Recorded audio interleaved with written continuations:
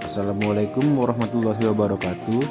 Dalam kesempatan hari ini, saya akan memaparkan rangkuman saya tentang materi menjadi Smart ASN dengan pengampu saya, Ibu Siti Ismaliah Safitri SEMSI Han.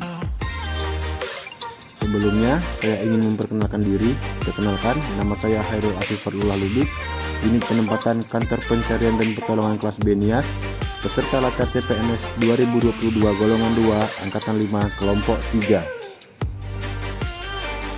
Ada beberapa poin penting yang akan kita bahas di agenda 3 ini, yaitu kedudukan ASN atau peran ASN, hak dan kewajiban ASN, dan kode etik ASN. 3 agenda ini kita belajar untuk menjadi ASN yang profesional, memiliki etika profesi, netral, dan bebas korupsi. Di agenda ini, kita lebih berfokus pada pengembangan ASN agar menjadi ASN yang unggul dan bisa mengikuti perkembangan zaman. Di sini juga diharapkan dapat memotivasi dan meningkatkan produktivitas pegawai aparatur sipil negara. Kedudukan aparatur sipil negara dalam Undang-Undang tentang Kepegawaian Nomor 5 Tahun 2014 terdiri dari pegawai negeri sipil atau biasa yang kita tahu dengan PNS dan pegawai pemerintah dengan perjanjian kerja atau P3K. Pegawai negeri sipil atau PNS adalah warga negara Indonesia yang memenuhi syarat tertentu diangkat sebagai pegawai negeri sipil secara tetap oleh pejabat pembina kepegawaian untuk menduduki jabatan pemerintahan dan memiliki nomor induk pegawai secara nasional. Sedangkan P3K adalah warga negara Indonesia yang memenuhi syarat tertentu yang diangkat berdasarkan perjanjian kerja untuk jangka waktu tertentu dalam rangka melaksanakan tugas pemerintahan sesuai dengan kebutuhan instansi pemerintah dan ketentuan perundang-undangan. Fungsi aparatur sipil negara adalah melaksanakan kebijakan publik, melaksanakan kebijakan yang dibuat oleh pemerintah sesuai dengan ketentuan undang-undang. Yang kedua, pelayanan publik, memberikan pelayanan publik secara profesional dan bertanggung jawab. Yang ketiga, sebagai perekat dan pemersatu bangsa, memperkuat persatuan dan kesatuan negara Republik Indonesia. Lalu, peran dari ASN adalah perencana, pelaksana, dan pengawasan penyelenggaraan tugas umum pemerintahan dan perkembangan nasional melalui pelaksanaan kebijakan dan pelayanan publik yang profesional, bebas KKN, dan intervensi politik.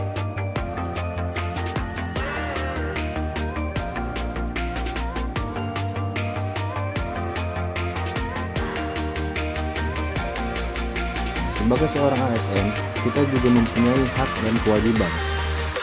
Hak-hak dari ASN pegawai negeri sipil adalah gaji, cuti, tunjangan, perlindungan, pengembangan kompetensi, dan jaminan pensiun di hari tua. Sedangkan P3K sedikit berbeda.